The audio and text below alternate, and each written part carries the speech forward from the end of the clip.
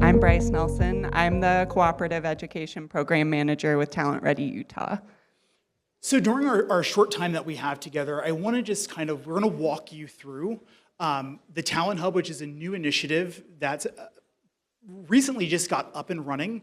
And so we're going to talk a little bit about what Talent Ready Utah is, and then we're going to walk through the actual Talent Hub to kind of show for students what it looks like. But our focus today is really going to be on the employer side of it. Of what it would look like for employers and kind of the purpose of it. So how many of you are familiar with Talent Ready Utah? Oh, that's awesome. Awesome. So Talent Ready Utah is an office within the Utah system of higher education. Initially, we were part of the Governor's Office of Economic Opportunity, or Development back then. And then we moved over to USHE about 5-6 years ago. And the reason why we moved over to USHE was just because it kind of made more sense in the work that we were doing. Statutorily, however, our role is from kindergarten all the way to PhD. And what we really look at and what our charge is as an organization is really looking at what is the employer demand in the state. What are those needs and where are we growing? And what are our talent pipelines? And so again, we're looking from high school all the way up. So we're looking at what are those pathway programs that we have in our high schools. And then we're also looking at, from those PhD programs, what are those needs such as psychiatry? You know, we need more psychiatrists, we need more medical doctors. And so we're looking from all of that, and then we're trying to figure out what are those either barriers, pipeline that's blocking it, and then what do we need to unblock it? And then we work with the legislature and then thus our institutions to clear that up. And so high level, that's what Talent Ready Utah does and is. So we're gonna talk about the Talent Hub. Talent Hub is a system that really was created by industry demand. We had a lot of industry that was coming to us, and they were saying to us that they wanted a one-stop shop for all of our 16 institutions. There was a lot of frustration of, they had employment opportunities, but they had to go to each institution to list those opportunities. We heard a lot of students come to us and say they weren't able to find opportunities. For those that might have been here last year, we did a session last year, we did a panel, and even during the panel, you saw a lot of faculty members ask questions, you saw a lot of students ask questions, and there was just a big disconnect between industry and our academic staff and students. And so the talent pipeline was a system, again, to kind of create a one-stop shop for the USHE system, for all of our 16 institutions that would support both our higher ed institutions, our students, and industry. When we first started this, we kind of created it with 4 pillars. And so you can see those 4 pillars on this screen. One was we wanted to make sure it was a system for industry to engage students. We wanted a system where universities could engage with their students, a spot where nonprofits and government, so if there was policy work or things like that as we're working on the Great Salt Lake and we're doing all these projects statewide, that we were creating a system for government to be able to work specifically with students as well. And then also a system for students to engage with other students. We know at our institutions, we work a lot with the Nucleus Institute. We have a lot of students that have great ideas and great projects. And so as we talk about entrepreneurial skills and really kind of, being able to support innovation and creativity, we knew it was really important for us to create a system that allowed students to have those ideas and projects and be able to work with each other and kind of garner that support. So these were the 4 pillars that the Talent Hub was built off of, was to be able to connect all 4 of those things throughout our system. So we knew going into this, there's already a lot of systems. There's a lot of systems that are out there, so we really wanted to kind of take a look at why were we doing this and what was the benefit to it.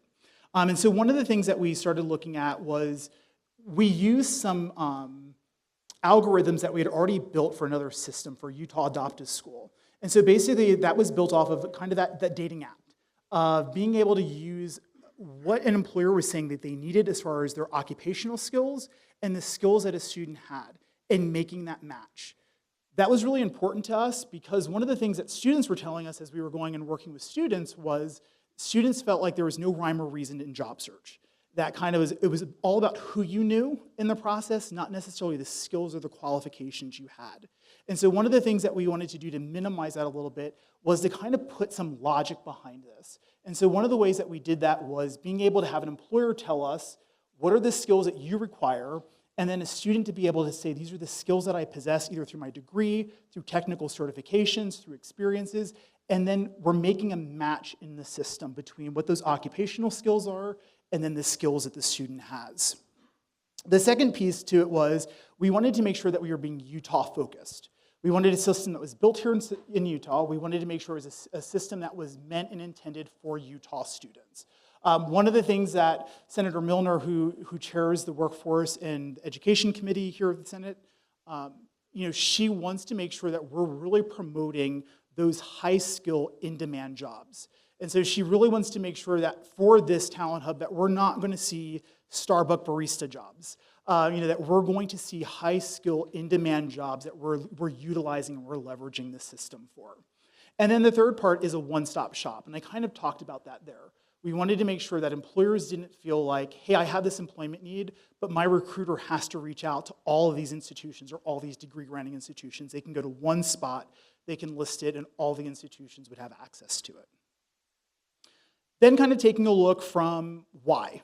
One is the custom logic, and so you can see here, and I know Bryce is going to go through this a little bit more as she walks through the site. So as I talk about the matchmaking, when an employer goes on and they start to build their job listing, they're going to enter their job title, and then they're going to enter their occupation. So all the occupational codes from the ONET dictionary, which some of you are probably familiar with, that's the huge Department of Labor dictionary of all the occupations that are possibly in existence.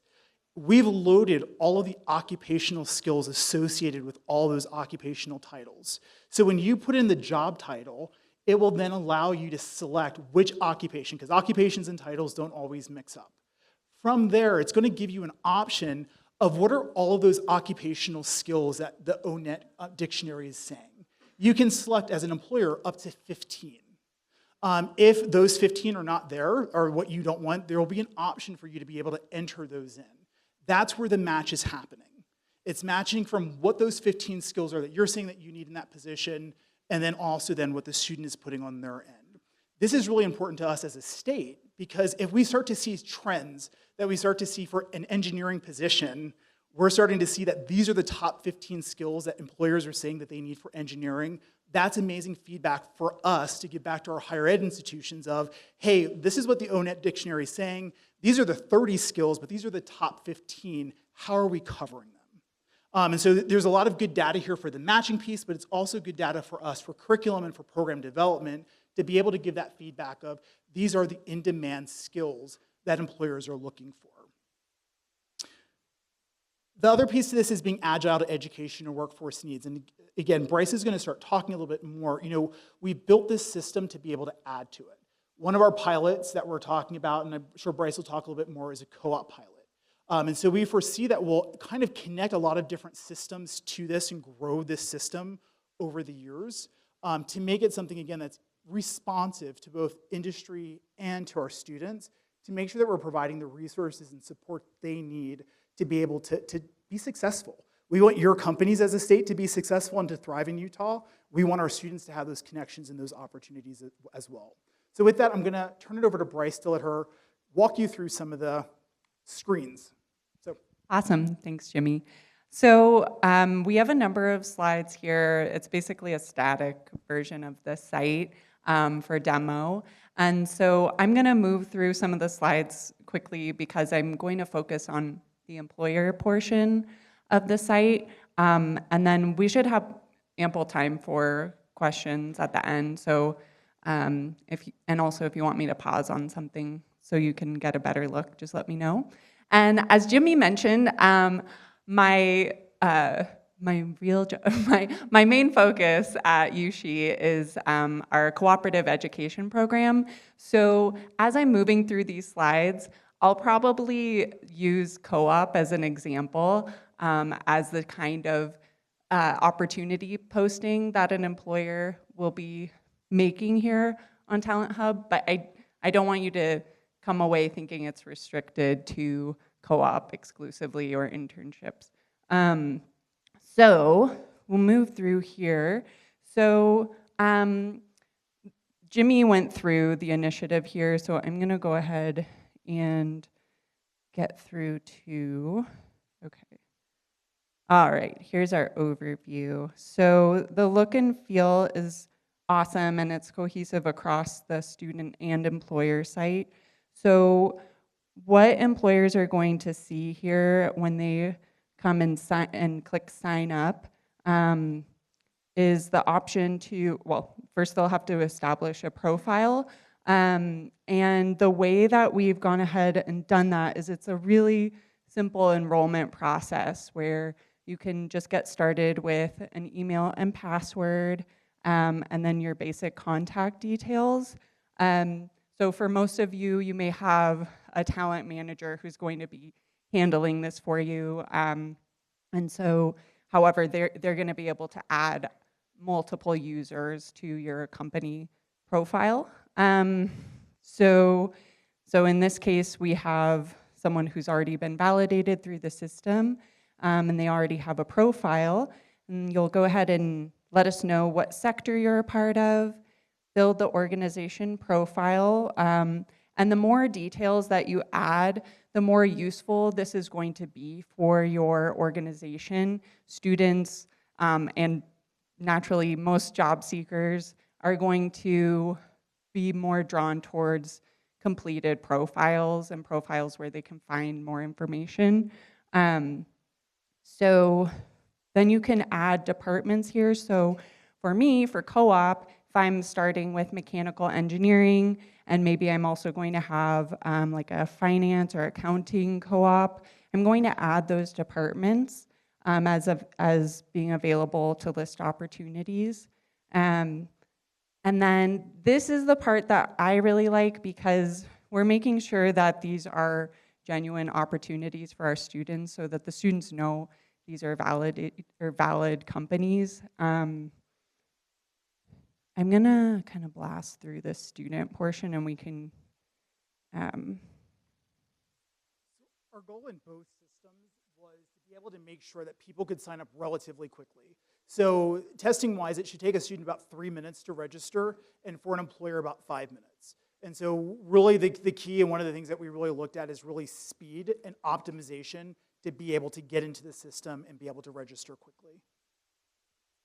So to that end, you'll have a dashboard that shows all of your company's opportunities or listings and the skills that you've added to your company profile.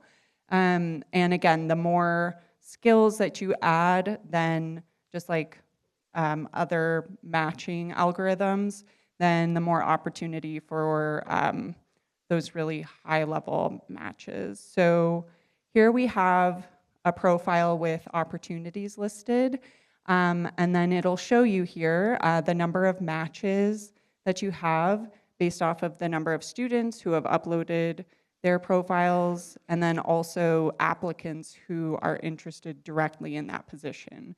So not only is it identifying students with profiles on the platform who would be a great match for the opportunity, but it's also giving them the direct opportunity to apply. So, okay. So then I think the look and feel is also really nice. So if you've used any other kind of database system, this is, to me, this is very clear. And so you'll be able to manage your listings here. You can easily pause. You can just quickly view the number of applications and the top matches. And from this sort of listing management page, you can copy listings and you can close them out or mark them as filled. So here's an example. This one's for a public relations intern. And then we can see the skills that are listed here, and then also it lists the top matches when they applied. And then you're able to very easily connect with those applicants or top matches and view and communicate with them either through the system, or then you can move off of the system. Bryce, Oh, yeah.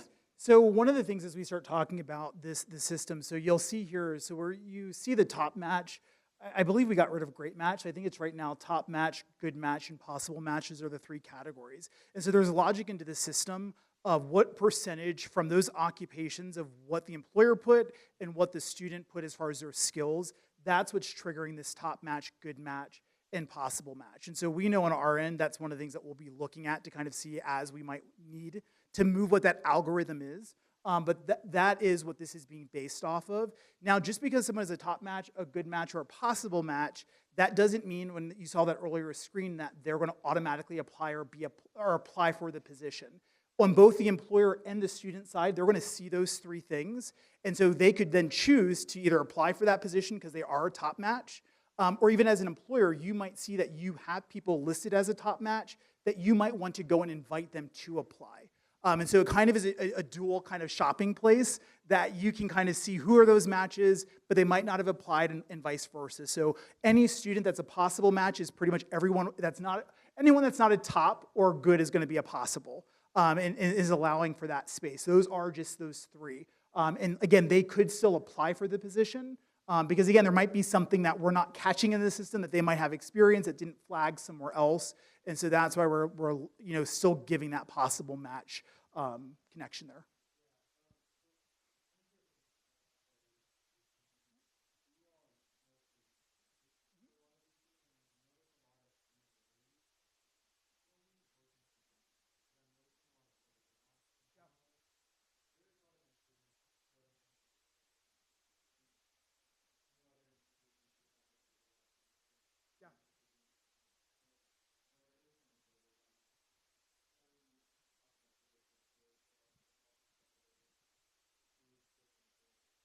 Yeah, so we've had a couple conversations about that. So one of the initial conversations was about doing an API that would pull over some of the information from Handshake over to this system. There's also the piece of regardless, Handshake is all-inclusive. And so where we've kind of talked, when I talked about Senator Milner earlier, where she wants this to be hyper-focused on in-demand jobs.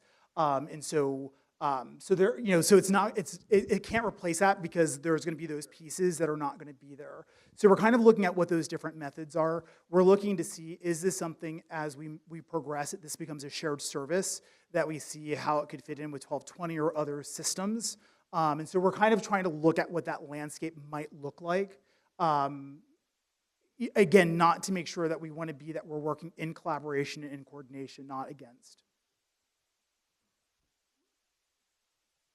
Great question.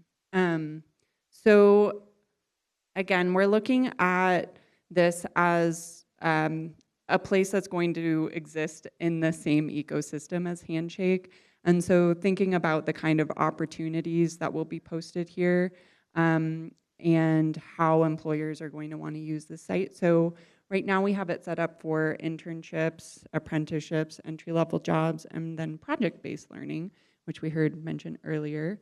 So this is where then you can detail those kinds of opportunities that are, or the details of the opportunity that are going to be so essential to getting students to actually want to apply, right? Beyond just building their profile and making sure that you're using every chance here that's built into the system to attract applicants. Again, so building these skills from the ONET database, and they'll populate here. And the search is really nice because it's sort of predictive and starts identifying skills as you're looking, so you don't have to have like your big ONET binder next to you. And then you can list here additional qualifications, which we heard from employers was going to be really important beyond that skills matching, because when we get to a point where we have a few top matches, then we can further drill down and see what kind of education and work experience employers are looking for. And And then this is another piece that is important for our employers, but also for our students to really easily understand what it is that they're putting their time into applying for. So if it's on site and the student's going to need to relocate or somehow manage classes and work at the same time, so you have the ability to determine that when you post the opportunity, as well as part-time and full-time, right? Because we are also considering these project-based opportunities and also then co-op where potentially a student's working 40 hours a week full-time for that whole semester. And so we really wanted to make sure this is inclusive of all kinds of opportunities for students. And then the compensation and benefits, which again, thinking about making your opportunities like competitive and attractive to students. We wanted to make sure we covered everything that would get students to consider applying for an opportunity. And then this is where you're gonna detail for the student, like if they're gonna apply on your site, so if they need to go elsewhere, or if they can apply directly here. So if you already have a position posted, you don't need to then duplicate everything on this site. I have been through that myself, and I know the challenges of like having to refill everything. So again, trying to make this as quick and easy as possible so that we have users. And then you can go ahead and review here, and then we move into the student portion.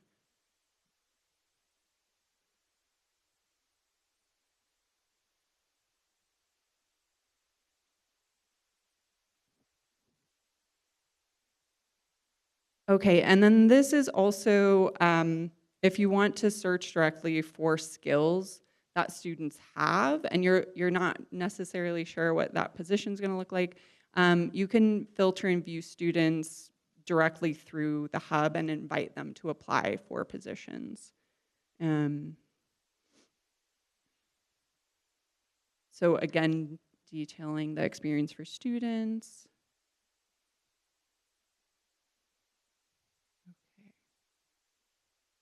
Okay, and then I have a bunch of flyers, so we'll have those available for you. There's also a QR code that we'll display. And so really, we want to first make sure that folks know this is available, and I think probably also understanding how it will exist in this space with Handshake, and knowing that it's like a complementary tool. And exists for those high demand jobs.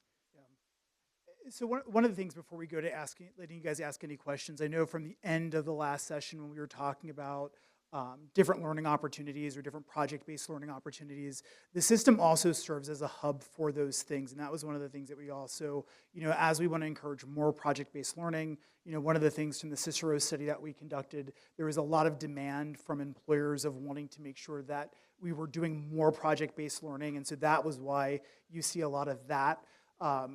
With the Nucleus Institute, one of the future enhancements is venture capitalism. And wanting to be able to provide a space for students that they can kind of be able to put their projects out for grant money through the Nucleus Institute. And so that will be also something that will all be incorporated in the system in the future. And again, so really kind of making it, when we talk about that one-stop shop, that one-stop kind of resource that would allow people to be able, and students specifically, to be able to have access to those resources and information. So with that, any questions?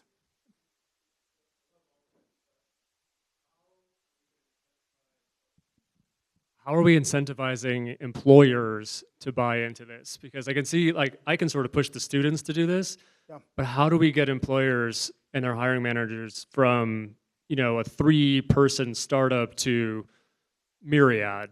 Yeah. Like, how are we going to make the tax incentives? Like, is this a legislative issue? Yeah, so there's a couple different things. One, it's, access, so we kind of feel like it's kind of two things have to happen at the same time between students and employers. So employers not going to do it if there's no students there, and no students are going to do it if there's no employers there. So there is that piece of it. We've been having conversations, and we'll continue to have conversations this legislative session with employer incentives. And so being built into incentives as new employers come into the state. Two of the big things would be this, as well as internship tax credits and things like that. So that's one of the things that we'll probably see more of in this legislative session as well. And so there's a couple different pieces to making that incentive, for that growth. I mean, the reality of this is, from everything that we've heard, is employers are saying they need and want this. And so again, by creating a resource that's free, easy, and responsive to what they're saying to us that they need, and that's agile and flexible enough that we can make those changes, like we're hoping that is the big give. But those other pieces are things that are, through Inland Port, through GoEO, looking at our tax incentive structure and how these things get added into it. What else? Me again. Do you allow internships that aren't paid to be posted? Yes. And then just food for thought, if it was possible to somehow get this posted in the resources tab in Handshake, I think that could eliminate a lot of the issues back and forth. A lot of our AI tools, we have potential partnership with Indeed coming down the pike. There's a lot of different entities that are more all-encompassing that we can attach into resources tab that our students go directly to. And if there was a way to somehow mesh those, I think that'd be cool, at least for higher ed, to be able to support this initiative, specifically for our Utah students. I agree. You have one up here? I just wanted to ask a question about, so with job sites, including Handshake, there are always some issues that I have with them, and I'm just wondering if there's anything you're doing to tackle them. So one of them would be duplicate job postings where they're posting it multiple times so that they can get more reach, but it's really frustrating because you can't tell which one you've applied to before. And then another thing, something that happened to me on Handshake, I'm not sure if this is a widespread problem or not, but I get reached out to a lot on Handshake to be like, hey, we think you should apply for this because you're a top match. And one time that happened to me and I applied and I did end up getting an interview, but he was like, I never sent that. It sent it automatically and he didn't send it out and he's not sure if that was something he did a checkbox on. So just a couple problems that I'm wondering if you're I don't know, thinking about. Yeah. So one of the things that I can say to you is that again, we kind of looked at all the different systems that were out there and kind of what were the good things, and again, working with students to get that feedback of what they did not like about the systems and what they wanted to see. And so one of the things that we did was this system will not be pulling from other sites, and so that's a lot of the duplication of when they're kind of crawling through all the different websites and pulling employment opportunities. Like in LinkedIn and all those other ones, that's one of the big things. So we won't be doing that. So it'll only be what an employer is listing. Which again, so they kind of control what are their positions that they have vacant, and they can kind of see that. We'll also be able to see at an administrative level if there are some of those duplicates, and so that would also give us that opportunity. Our plan, one is to limit who has access to the system from that level. So it would have to be someone that is registered in the state and working in the state. Is one big piece. I know we've talked to some of our institutions and got some feedback about some other protections as far as addresses and things like that. But we're hoping that through those precautions that we can limit that. But I think the biggest piece for us is to be able to get that feedback because again, we control the system, that we can kind of start seeing that. Or again, if we're seeing that you did get spam or something from that, that we can make those corrections. As part of that agreement piece, that should all be covered, that they can't do it. And so we're really conscious of it and trying to make sure that we have precautions built into the system to prevent it from happening. Two quick questions, sorry. I just scanned and I see that it's not available yet to the private schools in Utah and also not available to schools outside of Utah. Correct. And so is there thinking that in order to draw more people here, or that really wasn't the purpose? Yeah, so it won't be open to students outside of Utah. So it'd only be, so right now the goal was for UC institutions. We do plan that we will open it up to our other institutions in state, so BYU, to Westminster, to WGU. So we will open it up to our in-state schools. And there's also been conversation about for our K-12 partners as well as our public schools as opening it up. But right now for that first phase, we did, the UC institutions, but there is plans, but it will only be for Utah students. So the system is live now. Yeah, so the system is live. So right now we're just kind of building and educating and doing that piece of it. But yeah, so it is live. Right now it is. And it's also based off of, for students, their domain, their college domain. So they'd have to have a user ID, so that's how we're kind of controlling it right now. So it'd have to be like that utah.edu for the University of Utah, Utah Tech, and that's kind of how we plan, because that was just the easiest way for our plan of as we would roll it out to those other institutions is by their domains. Anybody else? I was just wondering, is it going to be open to just current students, or is it also going to be open to alumni? Yeah, so the plan is that it will be open to alumni. One of the things in the way that it's planned now is as long as you have access to your university ID. So some institutions give long access, as long as you're using the account. But right now it's based off it. So yeah, so alumni would have access to it. It just depends on that user ID. Yeah, so I had maybe it's a more tangential question, so it's all right if there's not more than a superficial answer here. But one of the things we think about, I'm the president of our student chapter of BioHive at the University of Utah, and we think a lot about values alignment with jobs as well. And so one of the risks that I like the dating app comparison, but it's a similar risk between the two things, is that there's an immediate rejection or an immediate dismissal of opportunities that might not be perfectly aligned on the checkboxes, but that would be a really good value align where I see sometimes mentoring younger students in my PhD program. I'd much rather have a student that I can tell is a good member of my team based on values that's missing some skills than one that just has the green check marks but might not be the best member of my team. So is there anything within the resource, within the instructions of how to use, or the guidelines that helps students and employers to move towards that value alignment similar to skills alignment? Yeah, so one of our conversations is also understanding and knowing, for a lot of students, they're starting the process. So a lot of this might be they're growing in their skills. They might not have those skills right now if they're a freshman or they're a sophomore.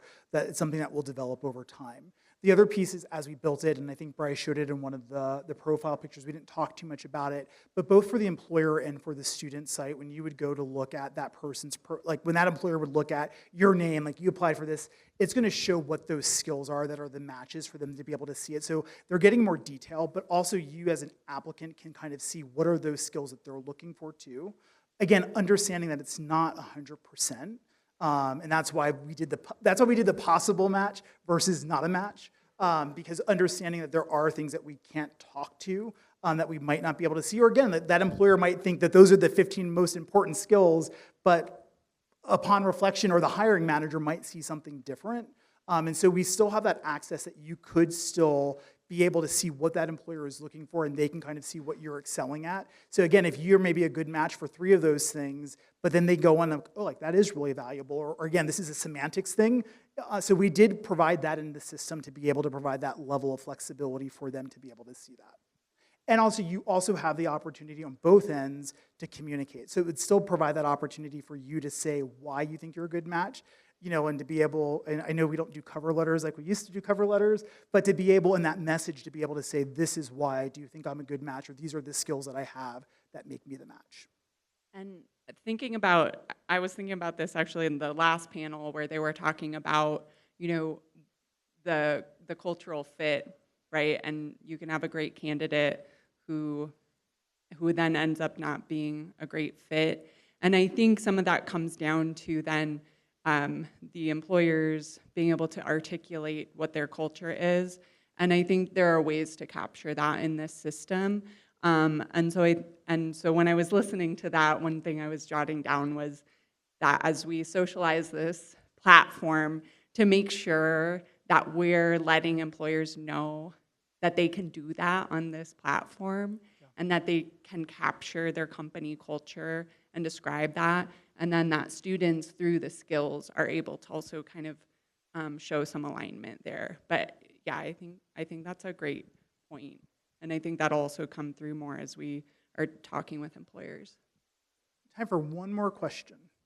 Tell us about the rollout program. Tell us about the plan to share this with the companies that need and want to participate in this, the different schools. Tell us all about how you're going to roll this out and how we sign up to get on that list. Yeah, so there's several different pieces to that, several different levels. So all of our professional industry associations, such as BioHive, BioUtah, 47G, and so those industry partners and being able to leverage them in their professional networks and their associations is one way to get it out there. Being able to leverage our institutions in their career services departments, as well as the various different academic departments as it goes into project-based learning into those areas.